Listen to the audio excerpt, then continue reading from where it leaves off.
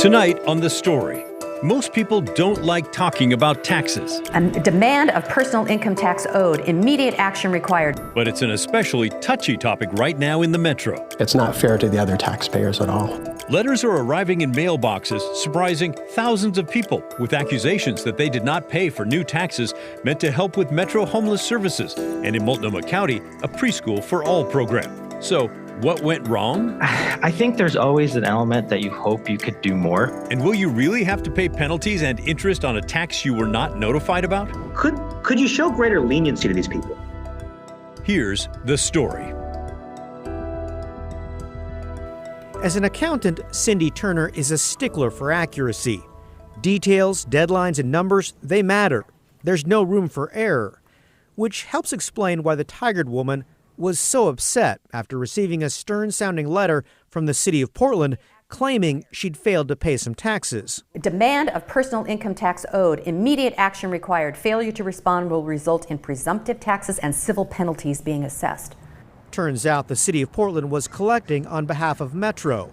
High-income households in Washington, Multnomah, and Clackamas counties were expected to pay a new tax to fund homeless services. Cindy recalled, she'd supported the tax, but had no idea the bill was overdue. Nobody told her when or how to pay. I do my taxes on TurboTax, and TurboTax didn't mention anything about a local tax for this. And to make matters worse, the city of Portland threatened to tack on penalties and interest for a tax that, again, Cindy didn't know was due last April.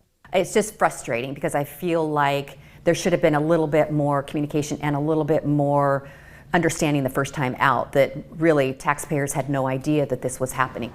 Nearly 20,000 high-income households have already received or will be getting one of these letters warning they didn't pay Metro's newly created homeless services tax or Multnomah County's preschool for all tax, which voters overwhelmingly approved in 2020.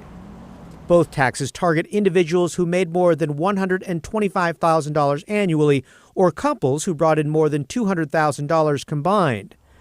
Both Metro and Multnomah County said they tried to alert taxpayers by reaching out to employers, accountants, and tax preparation firms. But clearly, not everybody got the message. Even the popular tax preparation software TurboTax didn't warn taxpayers who were likely to owe. I think there's always an element that you hope you could do more. Eric Ariano is Multnomah County's chief financial officer. We contemplated sending out communications to all residents of Multnomah County, but didn't want to create confusion for those that did not owe the tax. So far, Metro has collected $202 million in taxes. Multnomah County has raked in $241 million. Both say it's too early to accurately calculate a compliance rate, but early data suggests roughly 33% of those eligible have yet to pay Metro's homeless tax. For the roughly 20,000 people who might owe and got letters, they'll be charged penalties and interest. Could you show greater leniency to these people? It's important to remember here that the median interest charge for folks whose taxes were due in April 2022 and have not paid yet is $47. And every time somebody has requested a penalty waiver from the city of Portland, it's been issued. So there's a lot of leniency being issued at this point. Taxpayer Rex Lindeman sees it otherwise. He argues Metro did a lousy job notifying people the tax was due, so all penalties and interest should be waived. I just think to be equitable, they need to go back and give everybody that money back. Lindeman adds taxpayers shouldn't have to request a penalty waiver either. The government should just make things right. If they're waiting for people to ask for the penalty refunded to them, I think that's shameful, I think. It's not fair to the other taxpayers at all. Both Metro and Multnomah County explain they had a tight timeline to set up and begin collecting the new taxes, which only apply to a small portion of the population.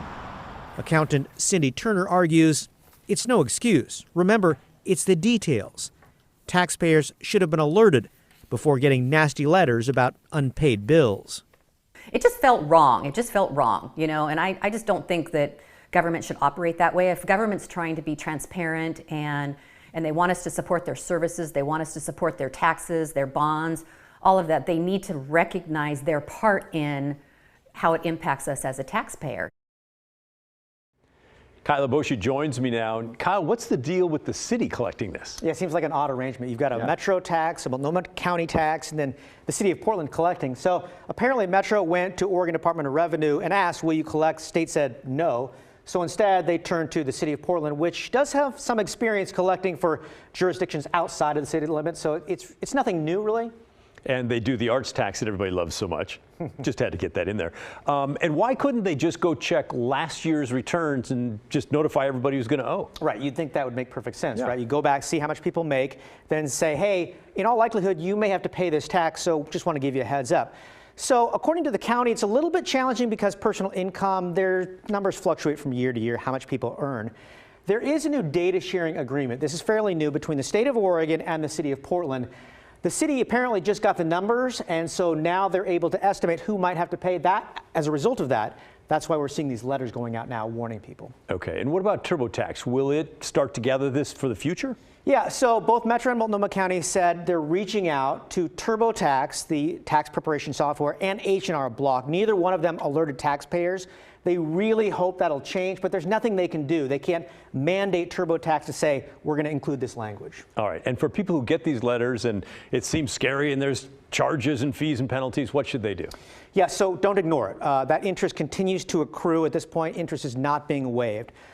Definitely reach out to the city of Portland. Say we'd like to have any penalties waived, but also go to the City of Portland website, because there they'll walk you through the process, both the Metro tax and the Multnomah County tax. If you're liable for both or one or the other, it'll go through the process and you'll be able to file the taxes. And I know there's a lot of consternation with people saying, I wasn't intending to skip this. It's not like I'm an upper middle class person who doesn't want to pay, but they're saying we just didn't know. Exactly. And we talked to a lot of people who actually were supportive of these tax measures in the first place. They voted for them, but now are completely surprised because nobody told them how or when to pay. One other thing we should mention to people is tax withholdings. So in January of 2022, companies in Metro and Multnomah County were required to withhold taxes from payroll. The idea is it'll make it simpler to collect, essentially. That didn't happen in the first year, and that was problematic. So the hope is that will change. We don't know, though, how many companies have signed up to do this. Obviously, Metro and Multnomah County hope that companies will, so that the money will start coming in more regularly. Yeah, interesting stuff. All right, thank you, Kyle, for keeping us updated on that. Now we'd love to hear your thoughts about this. Before today, we heard from several of you wanting our team to look into this. Okay, we did. Now that you've seen the story, what do you think? Send an email to thestory@kgw.com or call and leave a voicemail. The number is 503-226-5090. Now to the 26-year-old murder case that we've been following in Washington County. Yeah, really, it happened 26 years ago. Billy Lee Oatney Jr. was accused of raping and killing a Lake Oswego woman named Susie Larson just weeks before her wedding. Yesterday, the jury found Oatney guilty of first-degree murder. Judge Beth Roberts sentenced Oatney to life without the possibility of parole. Prosecutors said it was one of the oldest murder cases they've ever had to retry. Yeah, retry. Before we get into that, though, some quick background. Susie Larson knew her killer through her roommate. Oatney had offered to make some jewelry for her upcoming wedding. Instead, he beat her, raped her, killed her, broke into her apartment and stole her stuff, and then used her ATM card to steal her money. So, yeah, real sweetheart of a guy. This was actually his second trial. The first ended with a conviction too, way back in 1998, but the Court of Appeals later ruled that a bunch of the testimony in that case should not have been allowed. The prosecutor at the time gave Oatney immunity to share what he knew, so he blamed the murder on his friend. And then after hearing that from police, the friend turned around and blamed Oatney and also took a plea deal to avoid the death penalty. Now, part of that plea deal was to testify against Oatney. The Court of Appeals said that testimony should not have been let in. It should have been blocked. And because of that, they tossed Oatney's conviction. This new trial involved a lot less evidence. A lot was excluded by the appeals court ruling, and some witnesses had died and others had fading memories. But the Washington County prosecutors made their case anyway, and the jury convicted Oatney. But that was only the first step. Susie Larson's loved ones then urged the judge to make sure that Oatney stayed in prison until he died. Here's Larson's former fiance, Keith Hipley, speaking during Oatney's sentencing yesterday. Your Honor, 26 years ago, I was engaged to marry a wonderful, beautiful woman, Susie Larson. And this man to our left took her from me and from all of us in the prime of her life. He had absolutely no moral compunction in doing so. It was a fulfillment of his sick fantasies. And not only did he take Susie's life in an exceptionally cool, drawn-out way, and then steal her things, steal her money, but then evidence has been shown that he was about to do it again with that bag of murder and rape instruments. This man here is in perfectly good shape to go and do it again, and he probably wants to. He has sat there and shown not one ounce of remorse or care about Susie or any of us. And I think that if there ever was a crime that deserved the punishment of life without parole, it's this one. And I urge you to put him away for life, true life, because if you don't, in 3 years, he's going to be out, and he's going to be able to do that again. Can you imagine the devastating impact the murder had on his life? Of course, he's not the only one. Susie's cousin, Chris Larson, spoke to the judge as well. But we need you, Your Honor, to do your part. The jury has found Mr. Oatney guilty of the most heinous crime imaginable to the most wonderful person imaginable. My cousin was just not my cousin. My cousin was a month apart from me. She was more like a sister. You've seen and heard all of the wonderful things that Susie brought into everybody's life, and they'd be taken away by this person. Make no mistake, Your Honor, you have plenty of evidence to, you know in your heart, this guy gets out, he will do it again. He looks at the world as potential prey. He's a dangerous individual that never should see the light of day outside the walls of a prison. And I implore you to do your part in concluding the case and making sure that justice is done, not just for Susie, but all other potential Susies. Finally, it was the prosecutor's turn. Bracken McKee is the Chief Deputy District Attorney for Washington County. He told the judge that Oatney is one of the most dangerous men he's ever dealt with. He worried over the weekend about this case. It was almost unimaginable this weekend thinking about if the jury came back on Tuesday morning and acquitted this defendant, that the court would have no choice but to turn him loose. And he was going to be turned loose on the Portland metro area and in all likelihood rape and murder somebody in the next few days. This is just who he is and how he's wired. He is a sick man. But the court now has an opportunity, because the jury has given you the tools to do so, to make sure that nobody has to worry about this guy again. And I ask you to do that. Nobody has ever earned or deserved a life sentence more than Billy Lee Oatney. Thank you. Well, when they were done imploring her, the judge quickly gave Oatney the longest sentence possible, life in prison without the possibility of parole. Oatney's attorney has said he will appeal again. All right, let's talk some more about Measure 110, and more specifically, the money from the state's marijuana tax that's used to fund drug treatment programs under 110. The bottom line, when 110 passed, it slashed pot tax money that was going to cities and counties and the state police. And guess what? Now they want some of it back. But before we crunch numbers, let's review the adventures of Measure 110. A recent state audit of Measure 110 showed a financial black hole. It showed that over 2 years, more than $300 million in marijuana taxes were diverted to Measure 110 programs, and $32 million in access to care grants was given out by the Oregon Health Authority on top of that. But the audit found the OHA did not track how that money was spent, or really if there was any concrete evidence that the money had helped people addicted to drugs. Last week, the OHA sent out a press release with a nice headline that said Measure 110 funds had helped 60,000 Oregonians. But if you're a loyal viewer, you know that we are just a little bit skeptical about that 60,000 number. And you know what? It appears lawmakers in Salem a little skeptical too. They've started debating whether or not to send an extra $26 million every 2 years back to those cities and counties and the state police. And they would do it through a bill known as House Bill 2089. It has nothing to do with the legalization or user amounts of hard drugs that Measure 110 provided. It's all about the money and possibly moving more of that marijuana tax money back to the groups that got it before 110 passed. The bill would take a total of $58 million a year and give it to the cities, counties, and the state police to use as they see fit. That'd be about $26 million more per year than they get now.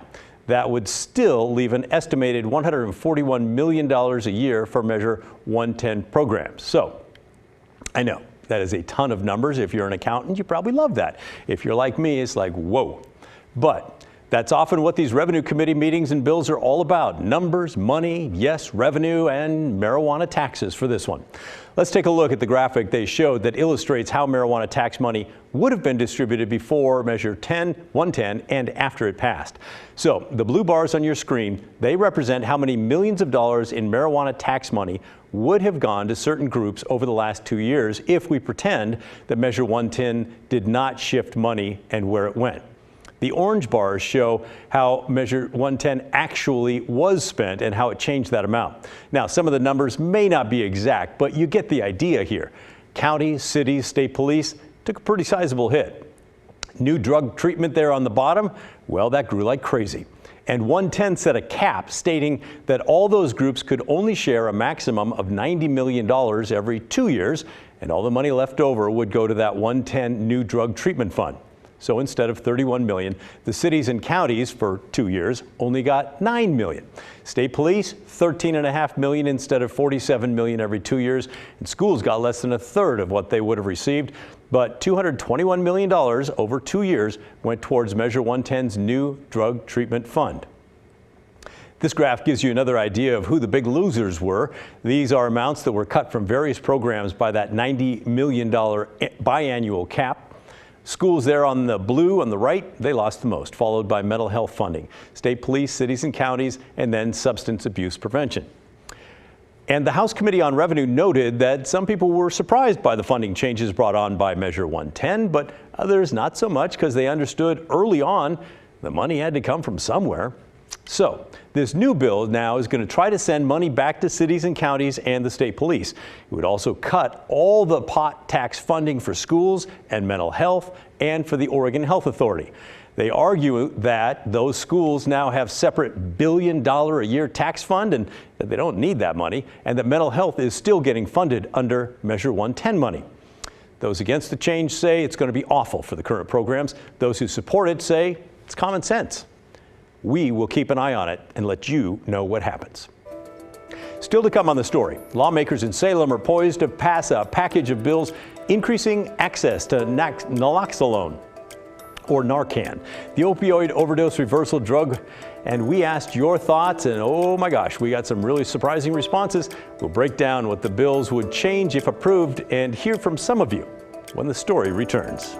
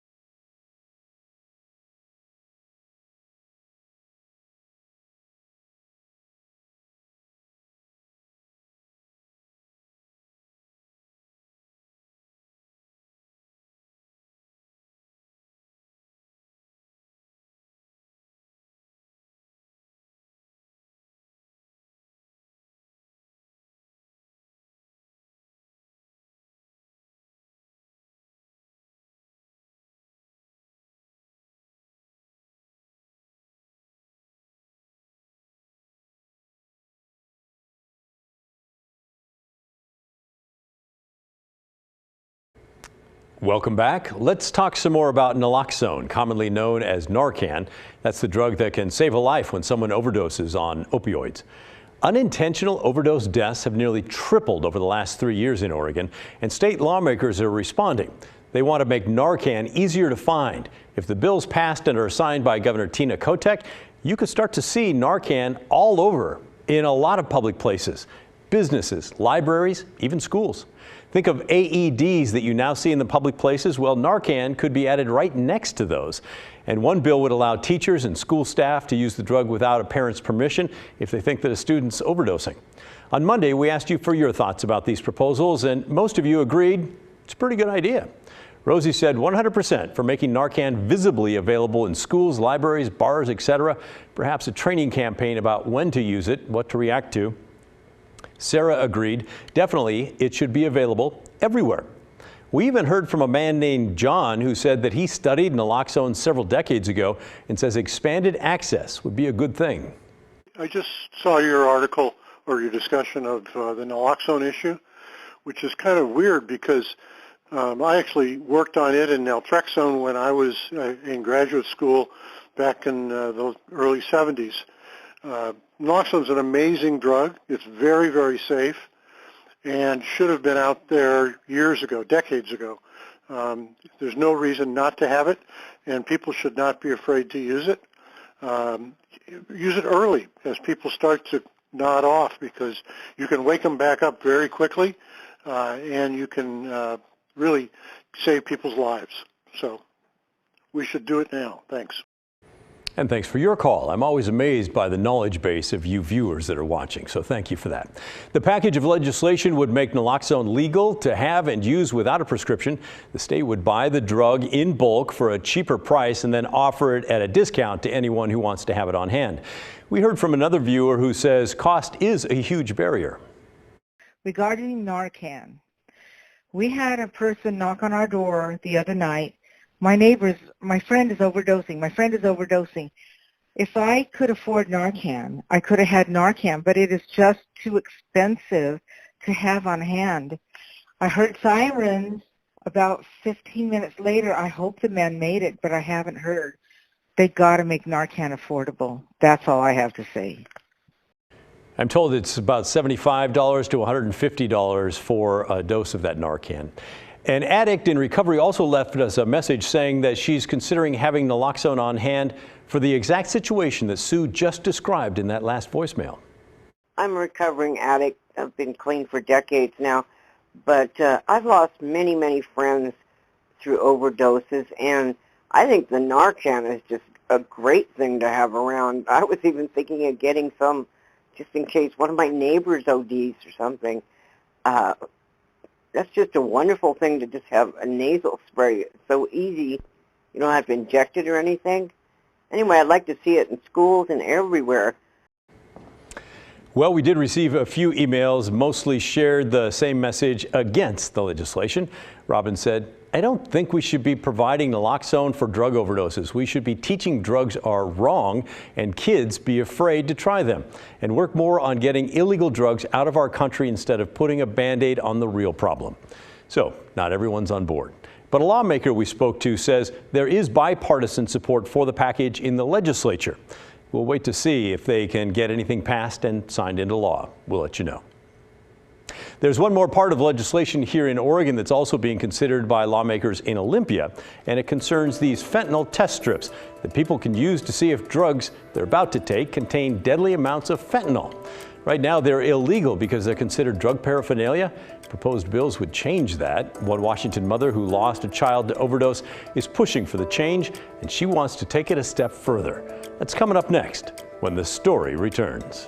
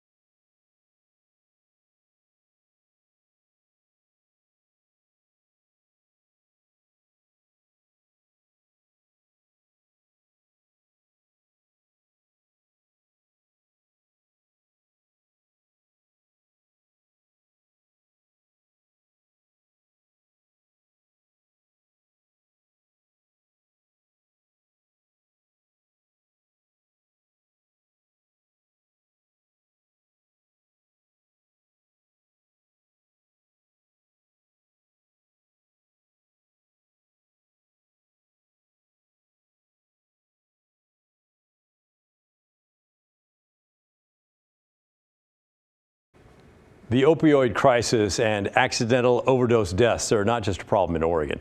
It's rampant in the state of Washington as well. And that's led lawmakers there to an interesting question. Can a vending machine save a life? Parents who've lost children to fentanyl overdoses think the answer is yes, and they want to change state law. Drew Mickelson from our sister station King 5 in Seattle explains. This is not another story about the fentanyl overdose problem. It's about a potential solution that many believe can be found inside a vending machine. She had the kindest, most gentle soul. When Allison McClanahan was little, she used to give away her allowance to people who were homeless. She was a champion of the underdog. Her mother says Allison struggled with fibromyalgia and chronic pain. And in 2021, the 26-year-old died from an overdose after a friend gave her what she thought was oxycodone, but turned out to be fentanyl. She loved life. And had she have known that this was a possibility, that this one pill could take her life, she would not have taken that pill. I know that. Sorry. Genevieve Schofield wants to turn her daughter's tragedy into a lesson. So she contacted lawmakers about a potential way to save lives. You take your substance and you put it in water and then you dip your strip in it. There are test strips that can detect traces of deadly fentanyl, but the state of Washington considers the strips drug paraphernalia, so they're illegal to possess. Only 2 clinics in the state are allowed to disperse them, Pierce, Seattle, and Pierre, Kent. We see all demographics of people coming to get these. Pierre Kent started offering the strips along with Narcan for overdoses in vending machines for free last year. The program director here says the kits have prevented overdoses, likely saving lives. Allison's law would allow for the distribution of strips across the state. We call it an accidental overdose, right? But truly, no, it's a poisoning. Allison's mother says her daughter still gives her strength. She was a huge agent of change, and I just want that to continue. If the bill passes this year, Genevieve pledges to go back to Olympia next year to get another law passed that would require these vending machines and those strips be placed in hospitals, hotels, and schools. In Kent, Drew Mickelson, King 5 News.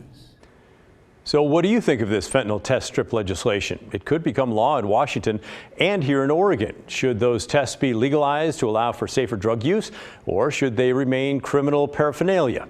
Let us know. Send an email to thestory@kgw.com or call and leave us a voicemail, 503-226-5090. We'll be keeping tabs on those bills in the Oregon and Washington legislatures and bring you updates as we get them. All right, keep it right here. We're going to wrap things up right after this.